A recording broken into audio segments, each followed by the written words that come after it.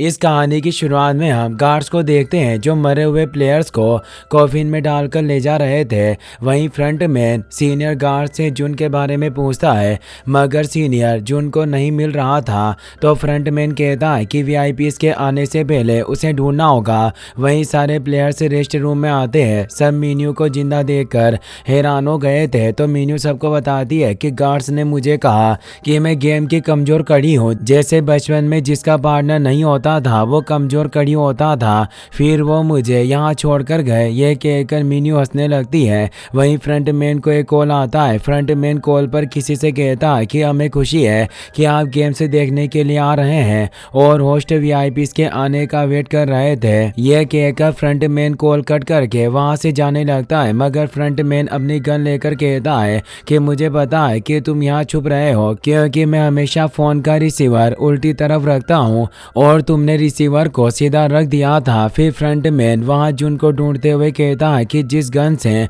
तुमने गार्ड को शूट किया था वो रिवॉल्वर सिर्फ कोरिया पुलिस के पास होती है। अगर तुम जिंदा रहना चाहते हो तो बाहर आ जाओ, वरना तुम यहाँ से जिंदा बचकर नहीं जा पाओगे। फ्रंट मैन जुन को ढूंढता हुआ बेसमेंट में आता है। वहाँ जुन छुपा हुआ था। जुन फ्रंट मैन को शूट करने वाला था। तभी सीनियर फ्रंट मैन को वॉकी टॉकी पर बताता है कि हमें आइलैंड के नॉर्थ साइड पर एक डेड बॉडी मिली। तो फ्रंट मैन जुन को ढूंढना बंद करके डेड बॉडी देखने चला जाता है। उस डेड बॉडी की जेब से गार्ड को जुन की पुलिस आईडी मिलती है।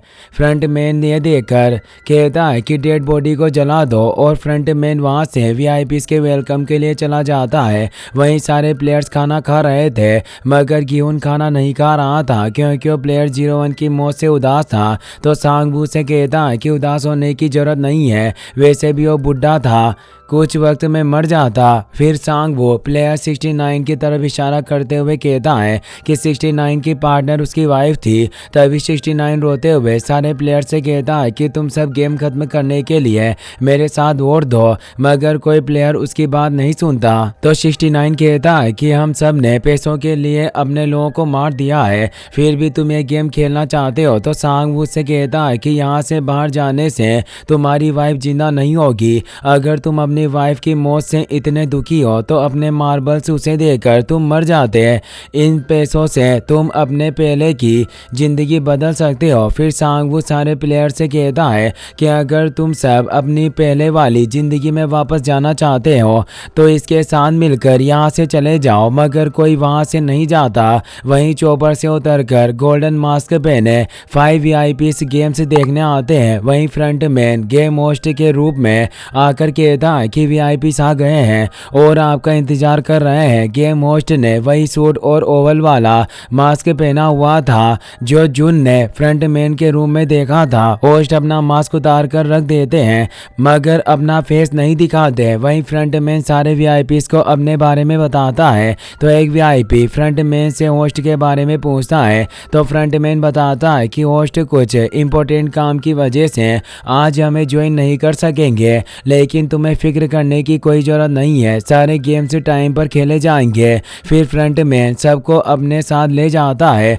जुन वहां छुपकर उनकी सारी बातें सुन रहा था। फ्रंट मैन सारे वीआईपीज़ को एक रूम में लेकर आता है। उस रूम में वीआईपी सारे गेम्स देखेंगे। वहां लगी स्क्रीन में प्लेयर 69 को सुसाइड करते देख एक वीआईपी बहुत गुस्सा होता है क्योंकि उसने 69 पर बहुत पैसे लगाए थे। फ्रंट मैन सारे वीआईपीज़ को उनके रूम में भेज देता है। फिर वेटर्स वीआईपीज़ के लिए ड्रिंक लेकर जा रहे थे। तो जुन एक वेटर पर गन पॉइंट करके उसे किचन में ले जाकर बेहोश करके उसके कपड़े पहन लेता है। जुन अपने फोन की वीडियो रिकॉर्डिंग ऑन करके फोन को अपने स्लीव्स में छुपा देता है। फिर जुन वेटर का मास्क लगाकर उसकी जगह वीआईपीज़ के लिए ड्रिंक लेकर जाता है। वहीं सुबह होते ही गार्ड्स कॉफिन लेकर आते हैं क्योंकि रात को प्लेयर 69 ने फांसी लगाकर सुसाइड कर ली थी। गियोन, सांगवू और बियोग ये देखकर उदास होते हैं, मगर डेक्सू प्लेयर्स कम होने से खुश होता है। अब 16 प्लेयर्स बचे थे। फिर सारे प्लेयर्स 5th गेम के लिए गेम हॉल में जाते हैं।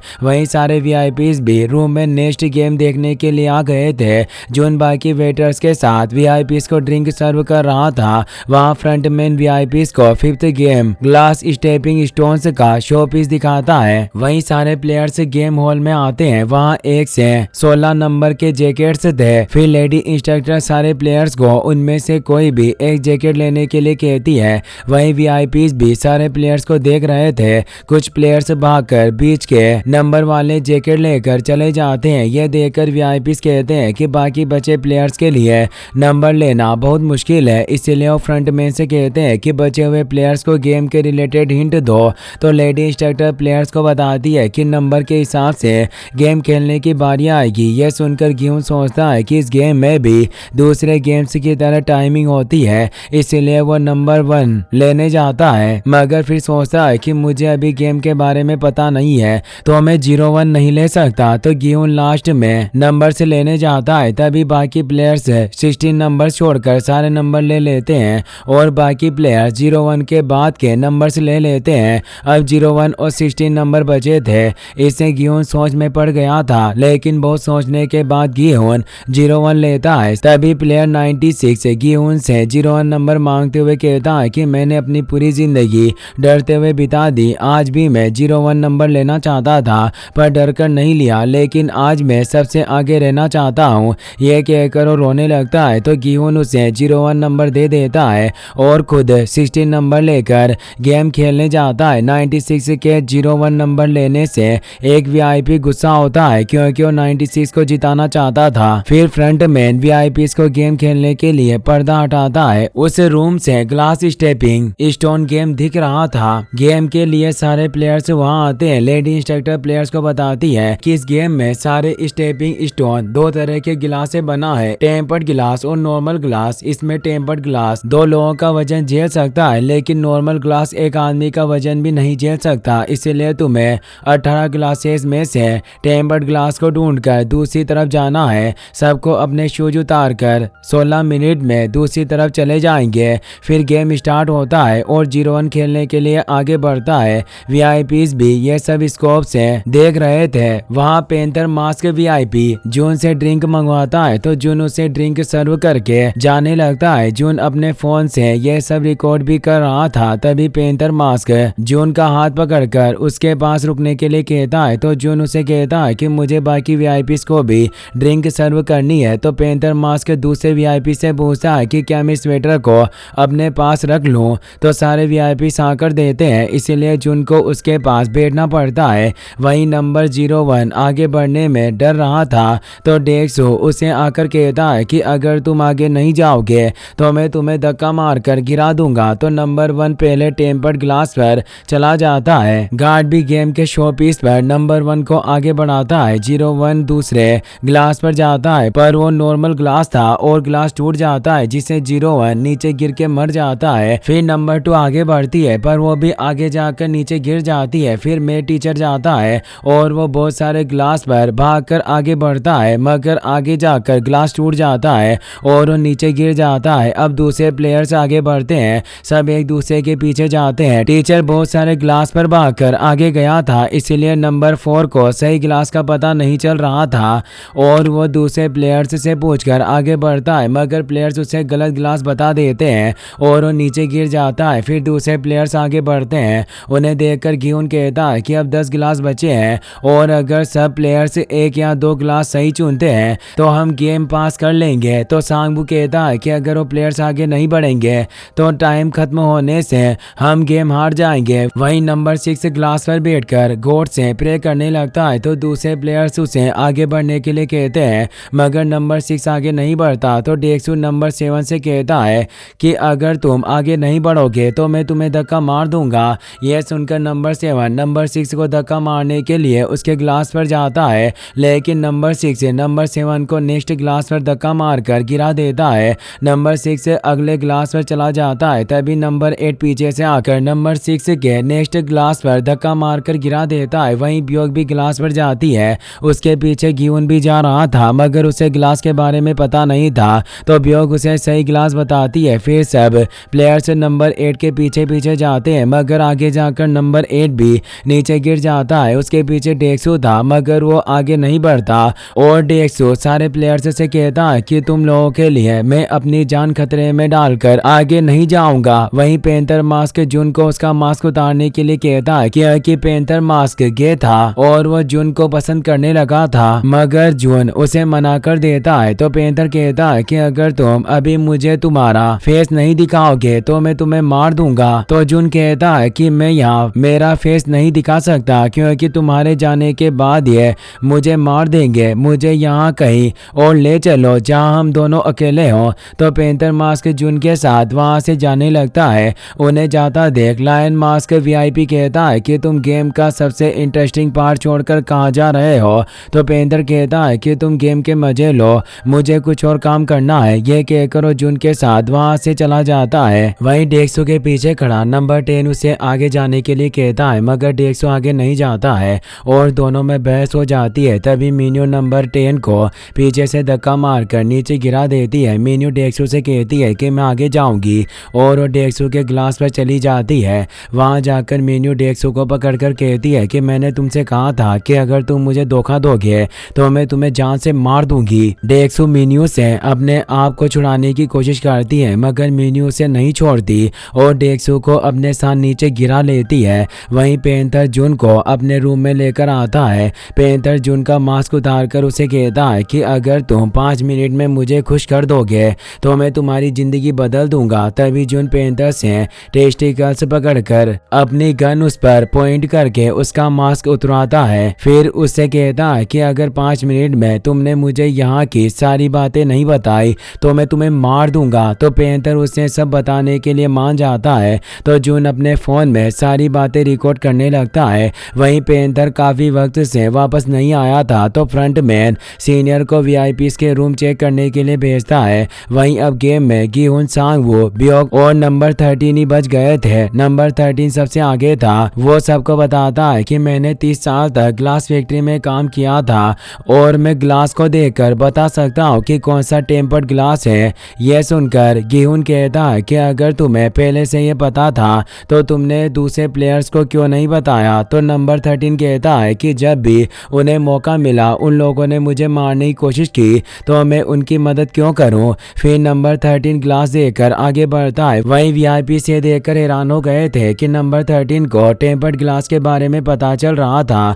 तो फ्रंट में नंबर 13 की प्रोफाइल चेक करके सबको बताता है कि उसने 30 साल ग्लास फैक्ट्री में काम किया था। फ्रंट में समझ गया था कि नंबर 13 लाइट के रिफ्लेक्शन से ग्लास का पता लगा रहा है। तो फ्रंट मैन वहां की लाइट्स ऑफ कर देता है जिससे नंबर 13 को सही ग्लास का पता नहीं चलता। वहीं सीनियर को पेंथर रूम में बेहोश मिलता है। वो फ्रंट मैन को यह सब बताता है। तो फ्रंट मैन सीनियर से जुन को ढूंढने के लिए कहता है। फिर फ्रंट मैन अपने रूम में आकर इमरजेंसी एग्जिट को देखता है जिसका लॉक टूटा हुआ था और वहां से जुन जा रहा था। वहीं नंबर 13 सांगवू से कुछ चीज मांगता है जिसे ग्लास पर फेंककर उसकी आवाज से वो सही ग्लास का पता लगा सके। तो गिहुन उसे एक मार्बल देता है।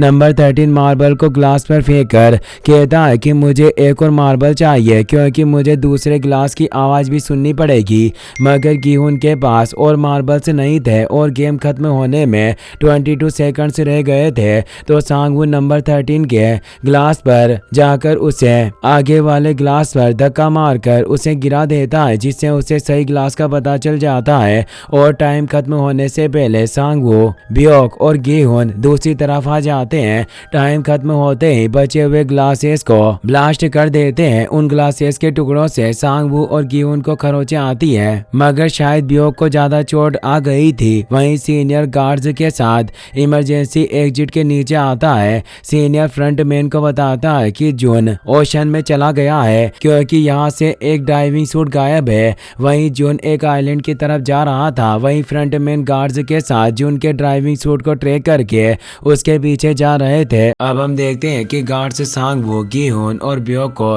रेस्ट रूम में लेकर आ रहे थे। जाते वक्त रास्ते में ब्योक का खून बह रहा था। फिर तीनों रेस्ट रूम में आ जाते हैं। ब्योक की हालत काफ़ी ख़राब लग रही थी इसीलिए वो आराम करने के लिए अपने बेड पर चली जाती है। वहाँ गिहुन सांगवू से पूछता है कि तुमने तुम्हारे आगे वाले प्लेयर को धक्का मारकर नीचे क्यों गिराया। तो सांगवू कहता है कि तुम्हारी किस्मत अच्छी थी कि तुमने लास्ट नंबर लिया और अगर वो आदमी भी डेक्सू की तरह आगे बढ़ने से मना कर देता तो हम सब उसके साथ मारे जाते। तो गिहुन कहता है कि हमें बस लास्ट ग्लास का पता लगाना था, उनकी जान बच सकती थी। तो सांगवू गुस्से से कहता कि वो आदमी जानता था कि टेम्पर्ड ग्लास कौन सा है, लेकिन फिर भी उसने कुछ नहीं बताया और दूसरे प्लेयर्स को मरने दिया। इस पर गियून कहता है कि लेकिन आखिर में हम उसकी वजह से लास्ट ग्लास तक पहुंच पाए थे। तो सांगवू कहता है कि मैं उसकी वजह से आज जिंदा नहीं हूँ, मैंने जिंदा रहने के लिए बहुत मेहनत की है। तो गियून कहता है कि तुम कुछ भी कहो, लेकिन तुमने उस आदमी को मारा है। इस बात से गुस्सा होकर सांगवू कहता है कि इन पैसों के लिए यहाँ तक पहुंचने के लिए हम सब की वजह से सारे प्लेयर्स मारे गए हैं और तुम्हें तो खुश होना चाहिए, क्योंकि तुम्हारी वजह से उस आदमी को मारकर ये गंदा काम मैंने किया है। तो गियोन कहता है कि अगर उस आदमी की जगह मैं होता तो क्या मुझे भी तुम इसी तरह से मार देते। तो सांगवू गुस्से से कहता है कि तुम बहुत बड़े बेवकूफ़ हो और नासमझ इंसान हो जो अपने आप को प्रॉब्लम्स में डालता है। तो गियोन कहता है कि हाँ, मैं एक नासमझ और बेवकूफ़ इंसान हूँ जो अपनी बूढ़ी मॉम के साथ रहता हूँ, लेकिन तुम हमारे शहर की शान यहाँ मेरे जैसे इंसान के साथ क्या कर रहे हो। तभी वहाँ सीनियर गार्ड आता है। सीनियर कहता है कि पांचों गेम्स को पास करने के बाद तुम तीनों फाइनलिस्ट बन गए हो और इसलिए हमने तुम्हारे लिए एक गिफ्ट तैयार किया है, लेकिन गिफ्ट देखने से पहले तुम्हें ड्रेस पहननी होगी। तीनों ड्रेस लेकर बाथरूम में चले जाते हैं, जहां ब्योक अपनी ड्रेस उतारती है। उसके पेट में एक ग्लास का टुकड़ा फंसा हुआ था। ये ग्लास का टुकड़ा उसके पेट में स्टेपिंग स्टोन गेम खत्म करने के बाद फंसा था। ब्योक ग्लास को पेट से बाहर निकालती है, जिससे उसका बहुत खून बहता है।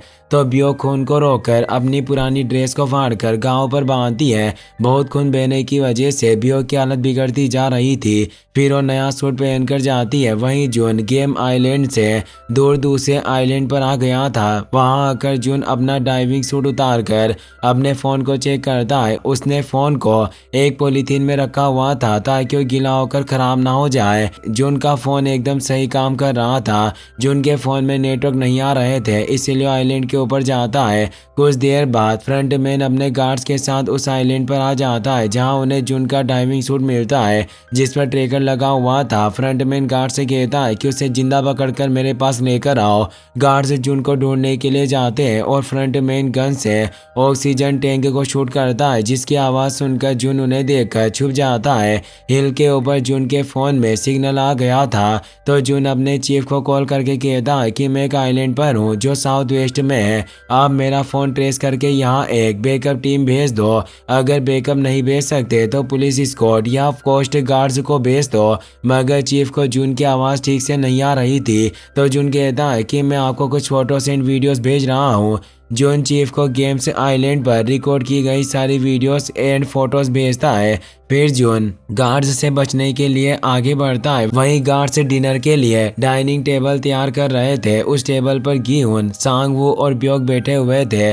गार्ड्स उन तीनों के लिए खाना सर्व करते हैं। सीनियर वहां आकर बताता है कि यह डिनर तुम तीनों फाइनलिस्ट के लिए है ताकि तुम कॉन्फिडेंस के साथ लास्ट गेम खेल सको। फिर सांगवू और गिहुन जल्दी जल्दी खाना खाने लगते हैं, मगर ब्योक ठीक से खाना नहीं खा रही थी क्योंकि ग्लास के घाव की वजह से उसे तकलीफ हो रही थी। वहीं आगे जाकर जून अपना फोन देखता है तो उसे पता चलता है कि जो वीडियोस उसके चीफ को भेजी थी वो सेंड नहीं हुई थी। जून फिर से उन्हें भेजने की कोशिश करता है, मगर वहां उसके फोन में सिग्नल नहीं आ रहे थे। तभी गार्ड्स ने जून को देख लिया था और उसे पकड़ने के लिए आ रहे थे। जून भी उनसे बचकर भाग रहा था, मगर भागते हुए जून हिल के एंड पर पहुंच गया था। उसके सामने ओशन था और पीछे गार्ड्स गन लेकर आ गए थे। जून गार्ड्स पर गन पॉइंट करके कहता है कि मैंने पुलिस को यहाँ के बारे में सब बता दिया है। कुछ वक्त में कोस्ट गार्ड्स यहाँ आने वाले हैं, इसीलिए अपनी गन्स फेंक कर सरेंडर कर दो। तभी फ्रंटमैन आकर कहता है कि इस एरिया में फोन का सिग्नल नहीं मिलता है, तो जो भी तुमने पुलिस को भेजा है वो उन तक नहीं पहुंचा होगा। तो जून कहता है कि तुम सरेंडर कर दो, हो सकता है कि तुम्हें कम सजा मिले। तो फ्रंटमैन कहता है कि अगर तुम अपनी गन फेंक कर फोन मुझे दे दो तो मैं तुम्हें जिंदा छोड़ दूंगा। एक रिवॉल्वर में 5 बुलेट्स होती है और पुलिस के रूल्स के हिसाब से तुम्हें 4 बुलेट्स रखनी होती है और उन 4 बुलेट्स में से एक बुलेट्स नकली होनी चाहिए। मतलब तुम्हारे पास 3 बुलेट्स थी। एक बुलेट से तुमने गार्ड को मार दिया था और दूसरी से इमरजेंसी एग्जिट का लॉक तोड़ा था, यानी अब तुम्हारी गन में एक बुलेट बची है। यह कहकर फ्रंटमैन जून के पास जाने लगता है। जून उसे आगे आने से मना कर देता है, मगर फ्रंटमैन नहीं रुकता तो जून फ्रंटमैन के शोल्डर पर शूट कर देता है। ये देखकर गार्ड्स जून की तरफ बढ़ते हैं तो फ्रंटमैन उन्हें रोक देता है। फ्रंटमैन जून की तरफ बढ़ते हुए कहता है कि मेरे साथ चलो, मैं तुम्हें नहीं मारूंगा। जून हिल के किनारे पर आ गया था। जून कहता है कि तुम कौन हो, मुझे तुम्हारा फेस देखना है। तो फ्रंटमैन अपना मास्क उतार देता है। फ्रंटमैन और कोई नहीं बल्कि जून का भाई होंग इनहो है। इनहो को देखकर जून बहुत हैरान हो गया था। इनहो जून से कहता है कि मेरे साथ चलो, लेकिन जून उसे मना कर देता है। तो इनहो जून के शोल्डर पर शूट करता है जिससे जून हील से नीचे ओशन में गिर जाता है। इनहो उसे ओशन में देखता है मगर उसे जून नहीं दिखता। फिर इनहो अपना मास्क पहन लेता है। वहीं गीहुन सांगवू डिनर कर लेते हैं। ब्योक ने ज्यादा खाना नहीं खाया था। गार्ड्स तीनों के सामने एक एक चाकू छोड़कर डाइनिंग टेबल से सारी चीजें हटा लेते हैं तो तीनों चाकू लेकर अपने पास रख लेते हैं। फिर तीनों रेस्ट रूम में आराम कर रहे थे लेकिन कोई सो नहीं रहा था। तीनों अपने हाथ में चाकू लेकर बैठे हुए थे। ब्योक को नींद आने लगती है तो गीहुन उसके पास जाकर उसे उठाता है। गीहुन को देखकर ब्योक अपना चाकू उसके सामने कर देती है क्योंकि उसे लगा था कि गीहुन उसे मारने आया है। तो गीहुन कहता है कि तुम सो रही थी, अगर मैं चाहता तो तुम्हें मार देता मगर मैं तुम्हें नहीं मारना चाहता हूँ। ये चाकू तो मैंने सांगवू से बचने के लिए अपने पास रखा है। गीहुन चाकू अपनी जेब में रख लेता है तो ब्योक भी अपना चाकू नीचे कर लेती है। गीहुन ब्योक के पास बैठकर उसे पूछता है कि तुम्हारी हालत इतनी खराब कैसे हो रही है, तुमने खाना भी ठीक से नहीं खाया था। तो ब्योक कहती है कि मुझे वो खाना पसंद नहीं आया।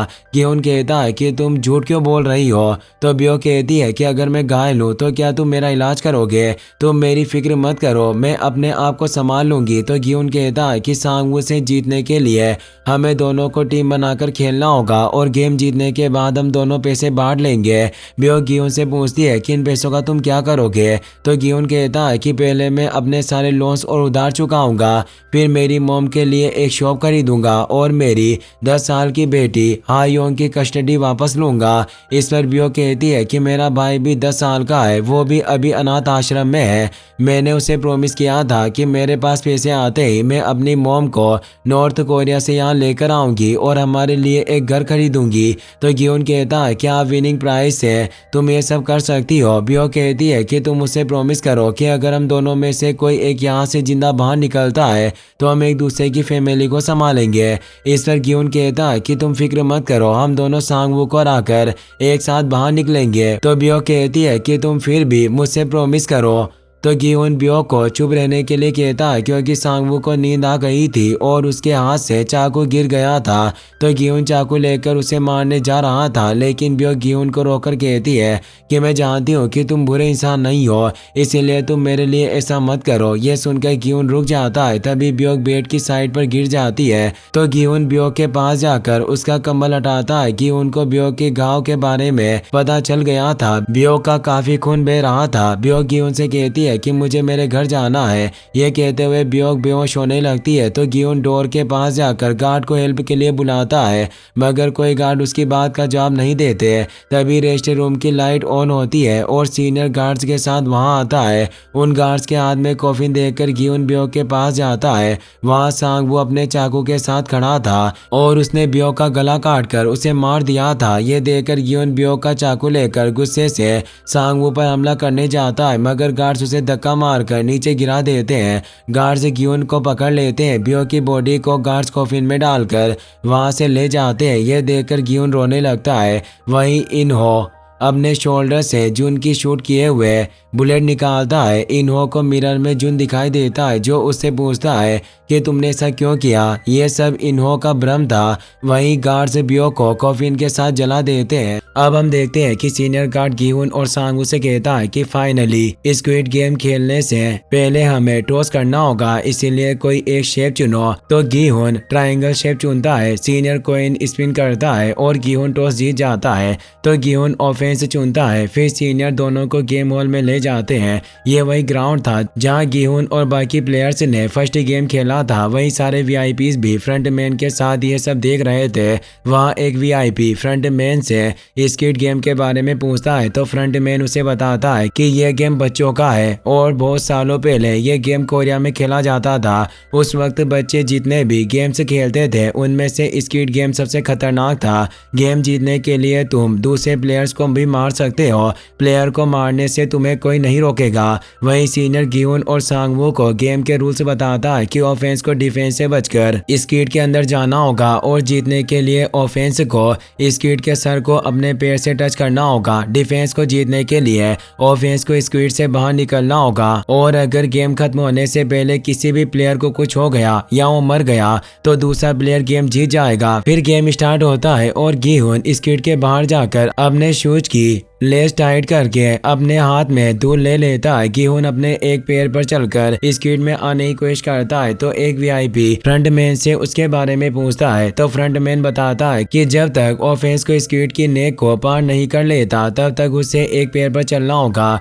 वहीं गिहुन सांगवू को अपनी बातों में फंसाने लगता है तो सांगवू गिहुन पर चाकू से हमला करने की कोशिश करता है। तभी गिहुन सांगवू की आंखों में धूल डालकर स्क्विड के दूसरी तरफ जाकर कहता है कि बचपन में अपने आप को खुफिया इंस्पेक्टर बुलाता था। तभी बारिश स्टार्ट हो जाती है। फिर सांगवू कहता है कि ब्योक वैसे भी मरने वाली थी, मैंने बस उसे आसान मौत दी। तो गिहुन कहता है कि ब्योक को बचाया जा सकता था तो सांगवू कहता है कि इसीलिए मैंने उसे मारा क्योंकि मैं जानता था कि ब्योक को बचाने के लिए तुम आगे गेम खेलने से मना कर देते। अगर तुम दोनों गेम खेलने से मना कर देते तो गेम खत्म हो जाता और मुझे बिना पैसों के यहाँ से जाना पड़ता। तो गिहुन कहता है कि तुम आज जिंदा नहीं होते अगर ब्योक ने मुझे तुम्हें मारने से रोका नहीं होता और पैसे लेकर मैं तुम्हें यहाँ से नहीं जाने दूंगा। ये कहकर गिहुन अपना चाकू लेकर सांगवू से लड़ने लगता है। सांगवू गिहुन को पकड़कर चाकू से मारने वाला था मगर गिहुन सांगवू के हाथ से चाकू नीचे गिराकर उसके फेस पर कट लगा देता है। गिहुन सांगवू के चाकू को लात मारकर स्क्विड के बाहर निकाल देता है तो सांगवू अपना जैकेट उतारकर गिहुन से लड़ता है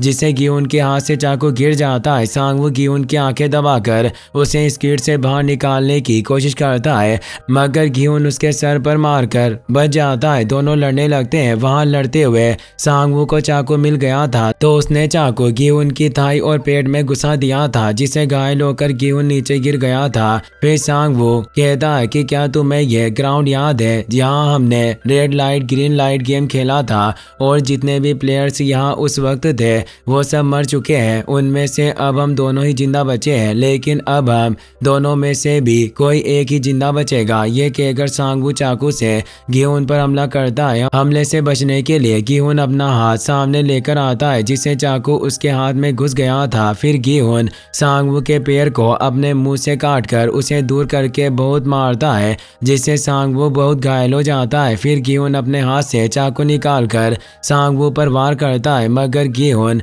सांगवू पर वार नहीं करता और चाकू को साइड में गाड़कर गेम खत्म करने जाता है। गिहुन स्क्विड के सर के पास जाकर खड़ा हो जाता है। सीनियर आकर सांगवू पर गन पॉइंट कर देता है तो गिहुन सीनियर से कहता है कि प्लेयर एग्रीमेंट के थर्ड रूल के हिसाब से अगर हम दोनों चाहे तो यह गेम खत्म कर सकते हैं, मैं यह गेम खत्म करना चाहता हूं। तो सीनियर फ्रंटमैन से पूछता है कि गिहुन गेम खत्म करना चाहता है। यह सुनकर सारे वीआईपी हैरानी से कहते हैं कि जीत के इतने करीब होने के बाद भी ये सारे पैसों को छोड़ रहा है। वहीं सांगवू गिहुन से कहता है कि बचपन में जब हम गेम्स खेलते थे तो हमारी मॉम्स हमें खाना खाने के लिए बुलाती थी लेकिन अब हमें कोई नहीं बुलाता। यह सुनकर गिहुन रोते हुए कहता है कि मेरे साथ घर चलो मगर सांगवू गिहुन से माफी मांगकर चाकू अपने गले में घुसा लेता है।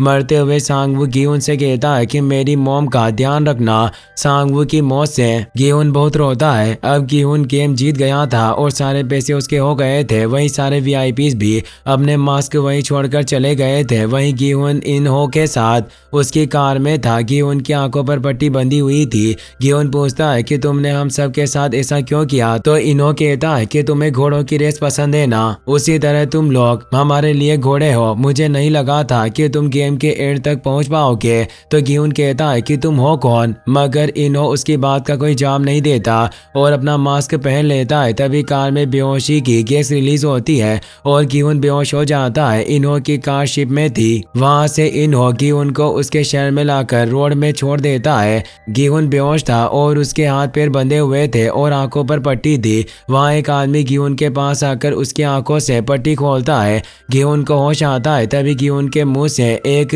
एटीएम कार्ड निकलता है। गियोन कार्ड लेकर एटीएम मशीन में जाता है। गियोन को कार्ड की पिन याद नहीं थी तो उसने अपने प्लेयर नंबर 0456 डाले। गियोन ने मशीन से 10,000 वॉन निकाले और उसका बचा हुआ अकाउंट बैलेंस 45 बिलियन से ज्यादा था। वहां से गियोन अपने घर जाता है। रास्ते में उसे सांगवू की मॉम मिलती है। वो गियोन को फिश देकर कहती है कि तुम्हारी मॉम 2 दिन से काम पर नहीं आई है और मेरा फोन भी नहीं उठा रही, शायद वो बीमार है। गियोन उनको फिश के पैसे देता है मगर वो पैसे नहीं लेती तो गियोन वहां से जाने लगता है। तभी सांगवू की मॉम गियोन से पूछती है कि क्या कुछ वक्त पहले तुम्हारी सांगवू से बात हुई है, मगर गियोन उन्हें कोई जवाब नहीं देता और वहां से चला जाता है। वहां से गियोन अपने घर आता है। घर की सारी लाइट ऑफ थी तो गियोन उसकी मॉम के रूम में जाता है। वहां उसकी मॉम फर्श पर लेटी हुई थी। गियोन उन्हें उठाने की कोशिश करता है मगर वो नहीं उठती तो गियोन उनके पास जाकर उन्हें देखता है, वो मर चुकी थी। गियोन रोते हुए उनके पास सो जाता है। अब हम 1 साल बाद गियोन को एक ट्रेन में देखते हैं। गियोन एक बेघर आदमी की तरह लग रहा था। गियोन को बैंक मैनेजर ने बुलाया था। मैनेजर कहता है कि कुछ वक्त पहले तुम्हारे अकाउंट में 45 बिलियन वॉन आई थी और उन पैसों के बारे में तुमने हमें कुछ नहीं बताया। तो गियोन कहता है कि पैसों के बारे में तुम्हें क्यों बताओ। तो मैनेजर कहता है कि तुम्हारे पैसे अभी रेगुलर सेविंग अकाउंट्स में है और उस अकाउंट में ज्यादा इंटरेस्ट नहीं मिलता। हमारे बैंक ने कुछ वक्त पहले तुम जैसे वीआईपीज के लिए एक सर्विस शुरू की है, उसके बारे में तुम्हें बताना था। यह बात सुनकर गियोन उठ जाता है तो मैनेजर को लगता है कि गियोन गुस्सा हो गया, लेकिन गियोन मैनेजर से 10,000 वॉन उधार मांगता है तो मैनेजर उसे पैसे दे देता है। पैसे लेकर गियोन वहां से चला जाता है। उन पैसों से गियोन रात को नदी किनारे बैठकर ड्रिंक कर रहा था। तभी वहां एक लेडी फूल लेकर आती है और गियोन को फूल खरीदने के लिए कहती है तो गियोन उससे फूल खरीद लेता है। उस फूल पर एक कार्ड था, वो वही कार्ड था जिससे गियोन और बाकी लोग गेम्स खेलने गए थे। कार्ड पर एक एड्रेस था, वो कार्ड खानबू ने भेजा था। गियोन उस एड्रेस पर जाता है। वहाँ गियोन को इलनाम प्लेयर 01 मिलते हैं। इलनाम बीमार थे और उनके पास हॉस्पिटल की मशीन से लगी हुई थी। इलनाम गियोन से पानी मांगते हैं तो गियोन उन्हें पानी पिलाकर पूछता है कि आप कौन हैं और क्या आप भी इन सब गेम को खिलवाते हैं, मगर इलनाम उसका कोई जवाब नहीं देते और विंडो से गियोन को बाहर सड़क पर बैठे हुए एक भिखारी को दिखाकर कहते हैं कि उसके पास रहने के लिए घर नहीं है। अगर वो वहीं बैठा रहेगा तो ठंड की वजह से मर जाएगा और कोई उसकी मदद नहीं कर रहा। गियोन उनसे पूछता है कि आपने ऐसा क्यों किया, पर इलनाम उसकी बात का जवाब न देकर उससे पूछते हैं कि क्या तुम उसकी मदद करोगे। तुम मेरे साथ एक गेम खेलो, अगर रात 12 बजे से पहले कोई उस भिखारी की मदद करता है तो तुम गेम जीत जाओगे और मैं तुम्हें सब बता दूंगा। इससे गुस्सा होकर गियोन इलनाम की कॉलर पकड़कर कहता है कि मैं तुम्हें मार दूंगा। तो इलनाम कहते हैं कि अगर तुमने मुझे मार दिया तो तुम्हें कोई जवाब नहीं मिलेगा। अगर तुम मेरे साथ गेम खेलोगे तो मैं तुम्हें सारी बातें बता दूंगा। इलनाम की बात मानकर गियोन उन्हें छोड़कर गेम खेलने के लिए तैयार हो जाता है। गियोन विंडो के पास जाकर उस भिखारी को देखने लगता है। 12 बजने में ज्यादा वक्त नहीं बचा था। इलनाम पूछते हैं कि तुम दाव पर क्या लगाओगे। तो गियोन कहता है कि तुम मेरा सब कुछ ले लो, अगर तुम हारे तो मैं तुम्हें जान से मार दूंगा। फिर इलनाम बताते हैं कि मैं लोगों को पैसे ब्याज पर देता हूँ। तो गियोन कहता है कि इतने आसानी से पैसे कमाते हो इसीलिए गेम से खिलाकर लोगों को मरवाते हो। तो इलनाम कहते हैं कि तुम जानते हो पैसा कैसे कमाया जाता है, पैसा कमाना आसान नहीं होता। तो गियोन कहता है कि मुझे ये भी नहीं पता कि तुम झूठ बोल रहे हो या फिर सच, क्या पता तुम्हारा असली नाम इलनाम ना हो। तो इलनाम कहते हैं कि मेरा असली नाम इलनाम ही है और ये भी सच है कि मुझे ब्रेन ट्यूमर है। मैं ऐसे ही एक घर में अपने वाइफ और बच्चों के साथ रहता था। वहीं उस भिखारी के पास एक आदमी आता है। जो आदमी भिखारी के पास बैठकर उसे देखकर वहां से चला जाता है। उस आदमी को जाते देख इलनाम कहते हैं कि क्या तुम अब भी दूसरे लोगों पर भरोसा करते हो, जबकि गेम खेलते वक्त तुमने देखा था कि लोग पैसों के लिए अपने साथियों को धोखा दे रहे थे। तो गियोन कहता है कि तुमने मुझे यहाँ मिलने के लिए क्यों बुलाया। तो इलनाम कहते हैं कि मुझे पता चला है कि तुमने इनाम के पैसों का यूज नहीं किया और अब भी अपनी पुरानी बेकार सी जिंदगी जी रहे हो। तुम्हें अपनी किस्मत और मेहनत की वजह से वो पैसे मिले और उन पैसों पर तुम्हारा हक है। यह जिंदगी बहुत छोटी है। तो गियोन पूछता है कि तुमने ऐसा क्यों किया। तो इलनाम कहते हैं कि एक गरीब जिसके पास बिल्कुल पैसा नहीं होता और एक अमीर जिसके पास बहुत पैसा होता है, उन दोनों में क्या बात कॉमन है। उनकी जिंदगी में किसी तरह का कोई मजा नहीं होता, क्योंकि अगर तुम्हारे पास बहुत पैसे हैं फिर तुम चाहे उन पैसों से कुछ भी करो, पर आखिर में जाकर सब बोरिंग लगने लगता है। उसी तरह मेरे दोस्त मुझसे कहते थे कि उनकी जिंदगी में कोई मजा या खुशी नहीं बची है, इसीलिए हम सब इकट्ठा होकर सोचने लगे कि मजा लेने के लिए हम क्या कर सकते हैं। यह सुनकर गियोन कहता है कि यह सब तुम लोग सिर्फ मजे के लिए कर रहे थे, तो इल्हाम कहते हैं कि मैंने किसी को भी गेम्स खेलने के लिए फोर्स नहीं किया था, सब लोग अपनी मर्जी से गेम खेलने आए थे और तुम भी दोबारा अपनी मर्जी से गेम खेलने के लिए आए थे। फिर इल्हाम उस भिखारी को देखकर गियोन से पूछते हैं कि क्या तुम अब भी लोगों पर भरोसा करते हो, तो गियोन पूछता है कि तुमने खुद गेम में हिस्सा क्यों लिया। तो इल्हाम बताते हैं कि जब मैं बच्चा था तो दोस्तों के साथ बहुत मजे करता था, वो वक्त इतना जल्दी निकल गया कि कुछ पता ही नहीं चला, तो मरने से पहले मैं एक और बार उसी तरह का मजा लेना चाहता था, इसीलिए मैंने गेम में हिस्सा लिया। गियोन पूछता है कि क्या तुम्हें वो मजा मिला, तो इल्हाम कहते हैं कि तुमने मुझे पूछा था कि मैंने तुम्हें जिंदा क्यों छोड़ा, क्योंकि मुझे तुम्हारे साथ गेम खेलकर बहुत मजा आया। मेरी बचपन की यादें जिन्हें मैं भूल गया था, उन्हें तुम्हारी वजह से फिर से याद करके मुझे बहुत अच्छा लगा। इन सब चीज़ों के लिए तुम्हारा शुक्रिया। तभी भिखारी के पास पुलिस की कार आती है। पुलिस को वही आदमी लेकर आया था जो कुछ देर पहले भिखारी को देखकर चला गया था। तभी 12 बज जाते हैं और गियोन इल्हाम को बताता है कि वो लोग उसकी मदद के लिए आ गए, लेकिन इल्हाम मर चुके थे। मशीन में उनकी हार्ट बीट नहीं दिख रही थी। गियोन उनके पास जाकर कहता है कि तुम हार गए। यह कहकर गियोन वहां से चला जाता है। उसके जाने के बाद इन्हो वहां आकर इल्हाम की आंखें बंद करता है। इन्हो को पुरानी बात याद आती है जब वीआईपीज़ के आने पर इन्हो इल्हाम को बुलाने गया था। इल्हाम इन्हो से कहते हैं कि मेरी जगह तुम सारे वीआईपीज़ का वेलकम करो, क्योंकि गेम देखने से ज्यादा मजा गेम खेलने में आता है। फिर इन्हो इल्हाम की बॉडी को वहीं छोड़कर चला जाता है। वहीं गियोन सैलून में अपने बाल कलर करवाकर बियो के भाई सोहेल के पास जाता है। वहां से गियोन सोहेल को लेकर सांगवू की मॉम के पास जाता है। गियोन सांगवू की मॉम को एक सूटकेस देकर कहता है कि मेरे वापस आने तक इसका ध्यान रखना। यह कहकर गियोन वहां से चला जाता है। सांगवू की मॉम सोहेल को खाना देती है। ठंड बहुत थी तो सोहेल के स्वेटर के लिए सांगवू की मॉम सूटकेस खोलती है। सूटकेस पूरा पैसों से लबालब भरा था और उसमें एक चिट्ठी थी। उसमें गियोन ने लिखा था कि ये पैसे मैंने सांगवू से उधार लिए थे। इतने पैसे देकर सांगवू की मॉम गियोन को ढूंढती है, मगर वो चला गया था। वहीं गियोन ट्रेन स्टेशन पर था। वहां से गियोन उसकी बेटी हायोंग को कॉल करके कहता है कि मैं एयरपोर्ट पहुंचने वाला हूं। तभी गियोन को स्टेशन के दूसरी तरफ एक आदमी दिखाई देता है जो सेल्समैन के साथ दागची गेम खेल रहा था। सेल्समैन भी गियोन को देख लेता है। सेल्समैन को रोकने के लिए गियोन भागकर स्टेशन के दूसरी तरफ जाता है, मगर तब तक सेल्समैन ट्रेन में बैठकर जा रहा था। गियोन उस आदमी से वो कार्ड ले लेता है जो उसे सेल्समैन ने दिया था। वो आदमी कार्ड लेने की कोशिश करता है, मगर गियोन गुस्से से उसे मना कर देता है। वहीं गियोन एयरपोर्ट से अपनी फ्लाइट में जाता है। फ्लाइट में जाते वक्त गियोन उस कार्ड पर कॉल करता है। कॉल पर एक आदमी गियोन से कहता है कि गेम में हिस्सा लेना चाहते हो तो अपनी डीओबी बताओ। गियोन उसे अपनी डीओबी बताता है। इससे उस आदमी को पता चल गया था कि यह गियोन है। गियोन उस आदमी से कहता है कि मैं कोई रेस का घोड़ा नहीं, एक इंसान हूँ, इसीलिए मुझे बताओ कि तुम लोग हो कौन और लोगों को इस तरह क्यों मारते हो, मैं तुम्हें नहीं छोड़ूंगा। इस पर वो आदमी कहता है कि अगर जिंदा रहना चाहते हो तो फ्लाइट में चले जाओ, मगर गियोन फ्लाइट में नहीं जाता। और इसी के साथ ये एपिसोड यहीं पर खत्म हो जाता है।